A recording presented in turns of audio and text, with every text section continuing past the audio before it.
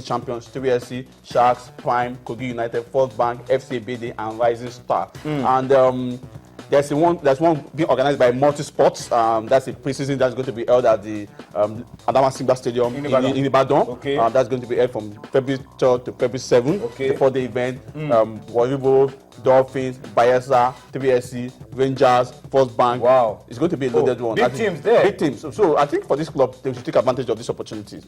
We've seen people organize competitions like Nigerians come to organize for club to prepare, because we have a long gap between when the league will start and when we play continental football. As somebody who has followed the league, how good are these preseason tournaments? I'm talking about the quality of the football being played. How good are they? For the Gold Cup, I think this is the second edition. The first one was massive, was brilliant. We saw Sunshine win that. We saw the quality of football. We saw how it prepared Sunshine for the league last season. If not for the fact that they were not able to hold on to the end of the game, Sunshine would have won more games away from home than the at the other beginning team. of the season. Yes. Canopilas, Aqua United, these are teams that are beaten. Rangers, these are teams that are beaten. But of course, for loss of concentration towards the end of every game, because Canopilas game 2 minutes to the end, Aqua United 2 minutes they were leading, 2 minutes to the end, they lost that game. So I think that has really helped them. It has helped for Prime, it helped them for Sharks, it helped them for First Bank. They almost got promoted. So I think this is a way of giving the club an opportunity to test your player. For the multi-sport event, this is the third edition. I saw the second edition at the Agege Stadium. We saw Warriors came with the load of players, some of the players they used to try some of their players. Yes. So we saw what Nembe was able to do. Nembe came for that event. Sharks came for that event. Raymond Stars came for that event. Dolphins came for that event. So it will help this club a lot, because it's not about calling Warriors to come and play. Call them together. Let private organization organize preseason like they do in Europe. We know. Like we have the Emirates Cup. Yes. We have the Emirates Cup. Yeah. So I think it's a welcome development if they are well structured and the teams are able to build on them. Definitely. Aside from the fact that the players get enough playing time, they can also make some money to prepare for the team for the season from that tournament.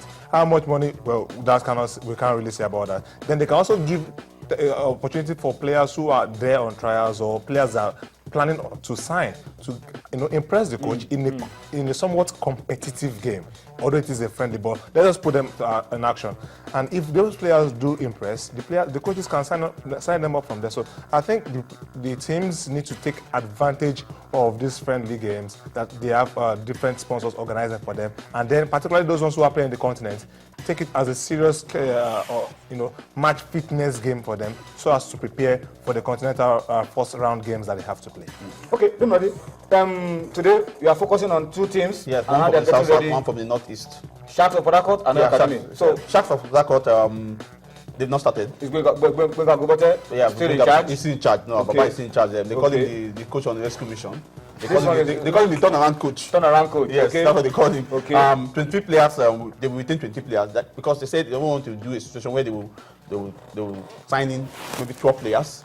After week 9, during the mid-season transfer window, they want to have those players to go, and they promise those players they're going to pay them. They've signed contract with those players, and how do you pay the severance package of these players? It's going to be a huge budget. So what they are doing, they want to get 9 players. Came out for them last season, as you can see on the screen. Christian Piagbara. Wonderful players. I think he's their top scorer last season. Yeah.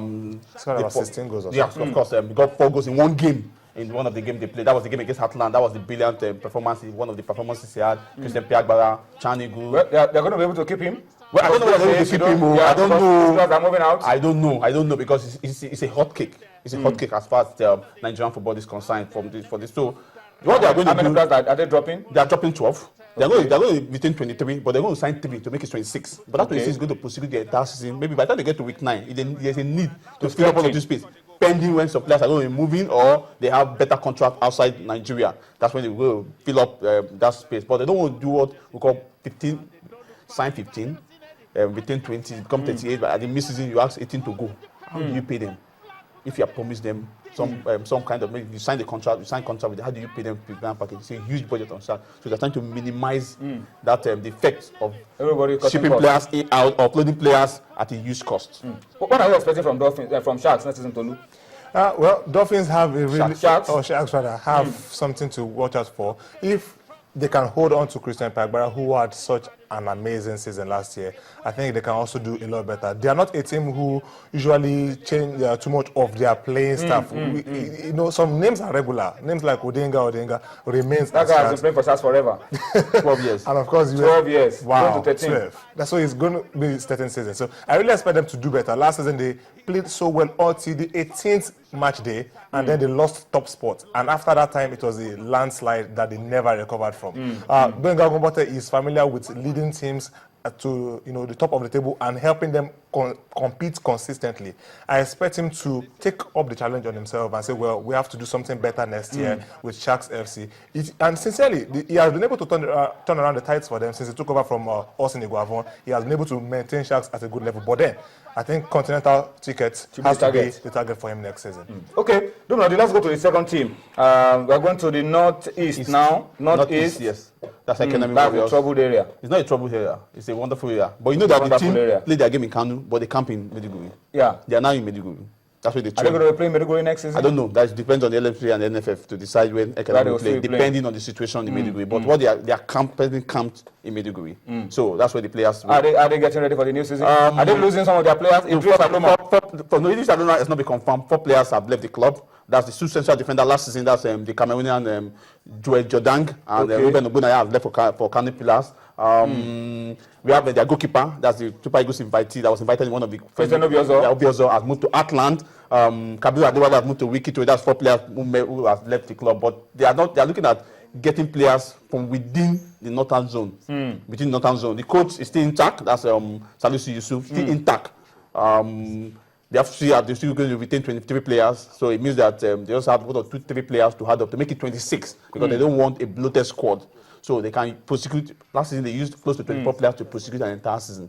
So it doesn't mean that they have to get a large squad of players to prosecute that season. But for Academy, their target this season is to get to the top 4. They were close to, but because of a shift in venue, affected them. When they were playing in Maiduguri, in spite of the situation in Maiduguri, but they have a couple of results away from home. They beat Wiki Tories 2 seasons ago away from home. They have a couple of good results even down the southeast. So it's not a team that a lot of people rate overestimate or underrate, but it's a team that, given the resources, given the conditions, not the conditions, because they are playing away from home and playing in a ground where you have the defending champion, it's going to be difficult. All right, let's go to Europe very quickly. Big games this weekend. Tolu, very quickly, in a minute. Manchester City against Arsenal in England, one of the star matches for the weekend. And of course, Italy, Lazio against Napoli. 3rd against 4th in the Serie A. Well, easily the biggest game in England this weekend, Manchester City against Arsenal. Arsenal have not been consistent against City. They found it very difficult to win, particularly at the Etihad Stadium.